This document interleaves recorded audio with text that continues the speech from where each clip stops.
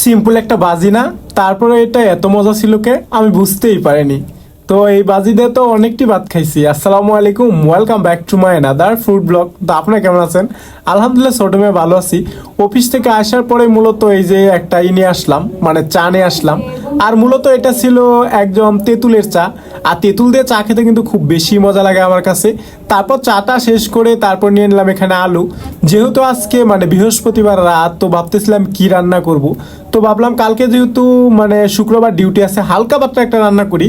তো শুক্রবারে জমিয়ে একটা মানে গোস্ত রান্না করা যাবে মুরগির। আর তার জন্য এই যে নিয়ে নিলাম সেই সব সবজির মধ্যে আলু নিছি, কাটতে যাই দেখেন আঙ্গুলো কাটতে লাইছি। এখন খুব ভালো করে আলুগুলো কাটতে নিতেছিলাম। আর এদিক দিয়ে তো গাইস আলুগুলো সবগুলো কাটা শেষ হয়ে গেছে। তো আলু কাটাকাটি শেষ হয়ে গেলে এখানে অন্য কিছু কাটতে নিতে হইব। তার আগে আলুগুলো একটু পানি দিয়ে ধুয়ে রাখি। আর পানি দিয়ে সুন্দরভাবে আলুগুলোকে ধুয়ে রাখতেছিলাম। আর ধুয়ে তারপরে এই আলুগুলো মূলত একটা কড়াইয়ে তুলে নিলাম। মূলত আলুগুলো তোলা শেষ হয়ে গেলে এখন সবজি কেটে নিব। আর আজকের সবজির মধ্যে মূলত ছিল এখানে এই মিষ্টি লাউ। মিষ্টি লাউ মূলত খুব বেশি মজা লাগে, তবে সেটা অন্য সবজির সাথে দিলে বেশি মজা লাগে।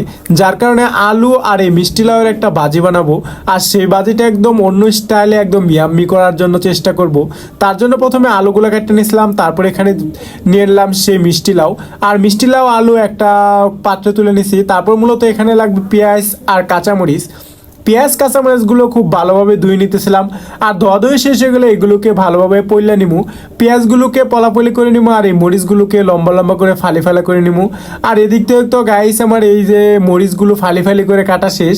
তো মরিচগুলো ফালি ফালি করে কাটা শেষ হয়ে গেলে পেঁয়াজগুলো কেটে নিমু।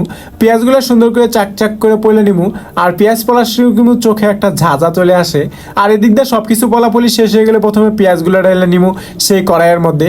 তারপর দিয়ে দিব কাঁচামরিচ। আর কাঁচামরিচ দেওয়া শেষ হয়ে গেলে দিয়ে দেবো মরিচের গুঁড়া, সাথে দিয়ে দেবো হলুদের গুঁড়া। আর তারপর দিয়ে দেবো ধনিয়ার গুঁড়া, সাথে একটু জিরা পাউডার। আর এগুলো সব দিয়ে দেওয়া শেষ হয়ে গেলে এখন দিয়ে দেবো সয়াবিন তেল। আর সয়াবিন তেল দেওয়া শেষ হয়ে গেলে কিন্তু এই সবজি বাজি শেষ হয়ে যাবে না। মূলত এখানে আরেকটি উপকরণ দিতে হবে, আর সেটা হলো ডিম। যেহেতু কালকে ভাজি দিয়ে ভাত খাবো, তার জন্য পুষ্টির জন্য একটু ডিম দিয়ে দিলাম। তো এই ডিম দিয়ে কিন্তু আলু ভাজি করলে খুব বেশি মজা লাগে। আর সাথে আজকে আমি একটা সবজি দিছি, যার কারণে একটু ইয়াম্মি হবে।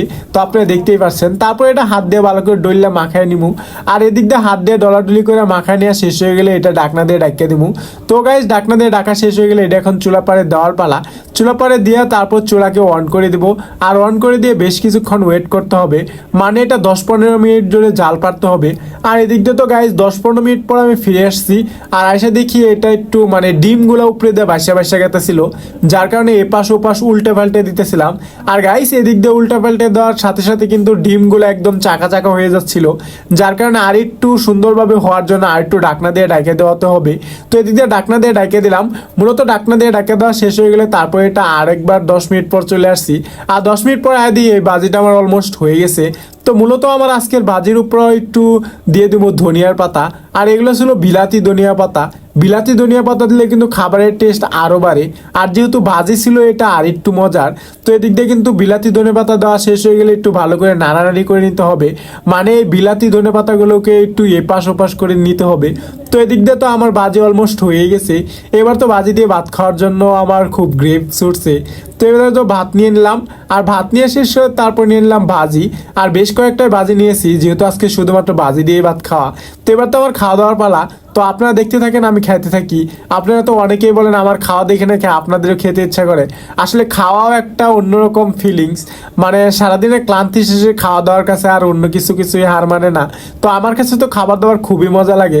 আর বিশেষ করে নিজের রান্না নিজে খাই, এটা আরও বেশি ভালো লাগে। তো এটাই ছিল আমার আজকের ভিডিও। সবাই ভালো থাকবেন, টাটা, বাই বাই।